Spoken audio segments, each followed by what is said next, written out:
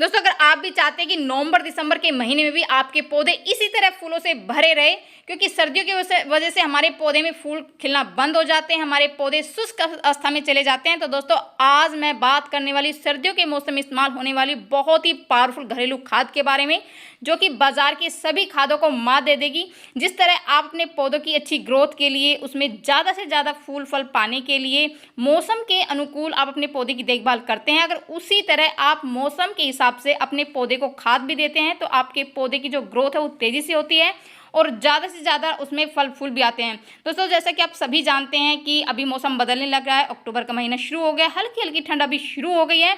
तो ऐसे में क्या करते हैं लोग, बाजार की महंगी खादों की तरफ रुख कर लेते हैं, बाजार से महंगी खाद खरीद के लाते हैं और अपने पौधों की तेज़ी से विकास उसमें हो, ज़्यादा से ज़्यादा उसमें ग्रोथ हो, इसके लिए वो अपने पौधे में केमिकल युक्त खाद डाल देते हैं।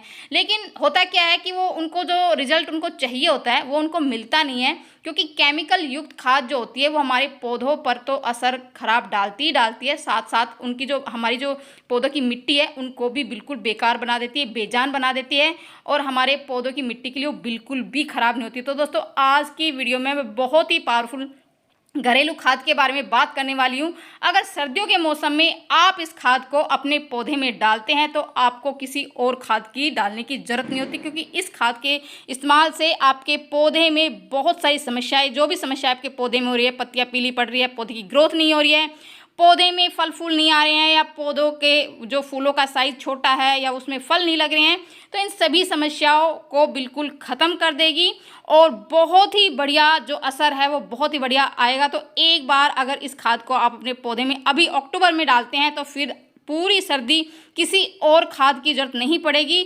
उसमें बहुत ही ज़्यादा मात्रा में फ्लावरिंग होगी, फ्रूटिंग होगी और बहुत ही बढ़िया। आप इस खाद को किसी भी पौधे में डाल सकते हैं, इंडोर आउटडोर किसी भी पौधे में डाल सकते हैं, सब्जी वाले पौधे में डाल सकते हैं, फल वाले पौधे में डाल सकते हैं। इससे आपके पौधे, जैसे आप अपने कोई भी फ्लावरिंग प्लांट में डाल सकते हैं, गुलाब हो गया, गुड़हल हो गया, मोगरा हो गया, अपराजिता, किसी भी पौधे में आप इस खाद को डालते हैं दोस्तों तो बहुत ही बढ़िया घरेलू खाद है। और इसको हम कैसे बनाएंगे, क्या क्या इसमें इस्तेमाल करने वाले, वो भी अब मैं बताने वाली। दोस्तों वीडियो स्टार्ट करते हैं। नमस्कार दोस्तों। तो दोस्तों ये है वर्मी कंपोस्ट। सबसे पहले हमें इस खाद को बनाने के लिए वर्मी कंपोस्ट की जरूरत पड़ेगी। अगर आपके पास वर्मी कंपोस्ट नहीं है तो आप गोबर की खाद भी ले सकते हैं, ऑप्शनल है ये। इसमें बहुत ही ज़्यादा न्यूट्रिशन से भरी होती है, इसमें बहुत ही अधिक मात्रा में पोटेशियम, कैल्शियम, फास्फोरस, जिंक, बहुत सारे पोषक तत्व होते हैं और ये बहुत ही अच्छी खाद है, एक ऑर्गेनिक घरेलू खाद है दोस्तों। इसका इस्तेमाल आप अपने पौधे में करते हैं तो आपके पौधों की ग्रोथ तो होगी साथ में। दूसरी चीज़ जो मैं इसमें ऐड करने वाली दोस्तों, ये है नीम की खली। नीम की खली आप इसमें डाल सकते हैं। नीम की खली एक बहुत ही बढ़िया फंगिसाइड का काम करती है, खाद तो है ही है, खाद का काम भी करती है, साथ ही साथ में अगर क्योंकि सर्दी के मौसम में क्या होता है कि नमी ज़्यादा बनी रहती है हमारे पौधे में, क्योंकि धूप नहीं निकलती और कोहरा जो है ना वो इतना ज़्यादा होता है, जिसकी वजह से हमारे पौधे में नमी बनी रहती है। तो नमी के कारण क्या होता है कि हमारे पौधे में फंगस लग जाता है, जिससे हमारे पौधे खराब हो जाते हैं। तो आप नीम की खली का इस्तेमाल जरूर करें दोस्तों।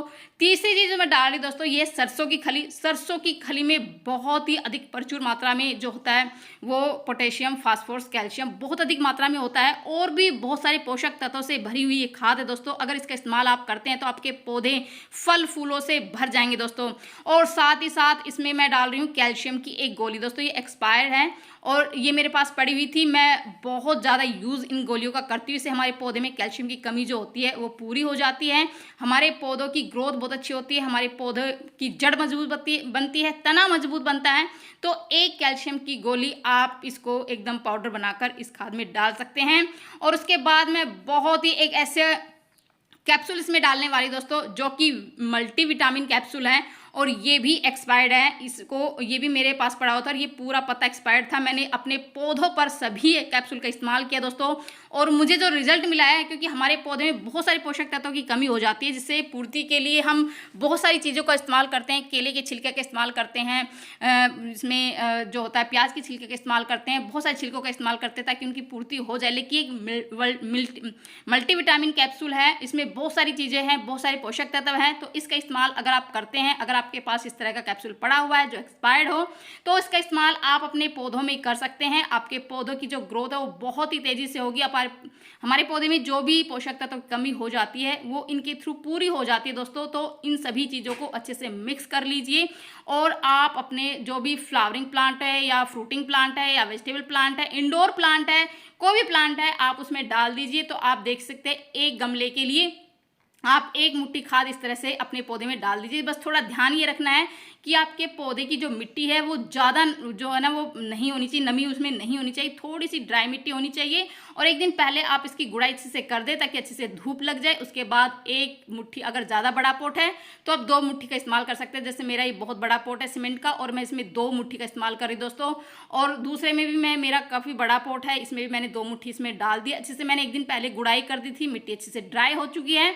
और उसके बाद हम इस खाद का इस्तेमाल करके हम इसमें पानी दे देंगे दोस्तों। जो रिजल्ट मुझे मिला है दोस्तों आप देख सकते हैं, मेरा गुड़हल का छोटा सा पौधा है, ये बिल्कुल जरा सा पौधा है और इसकी पत्तियां देख सकते हैं कितनी लश ग्रीन पत्तियां हैं। एक पत्ती आपको इसमें पीली नजर नहीं आ रही, किसी भी तरह का रोगों का अटैक्स पे नहीं हुआ है। और इसमें इतनी ज़्यादा फ्लावरिंग हुई है दोस्तों, अभी इतनी ज़्यादा पूरी गर्मी पूरी बरसात बहुत ही अच्छे से फ्लावरिंग हुई है। ये मेरा अडेनियम का प्लांट है और अडेनियम का प्लांट भी इसमें है ना पूरे 1.5 साल इसमें कोई फ्लावरिंग नहीं हुई थी, लेकिन अभी इतनी ज़्यादा फ्लावरिंग हो रही है दोस्तों।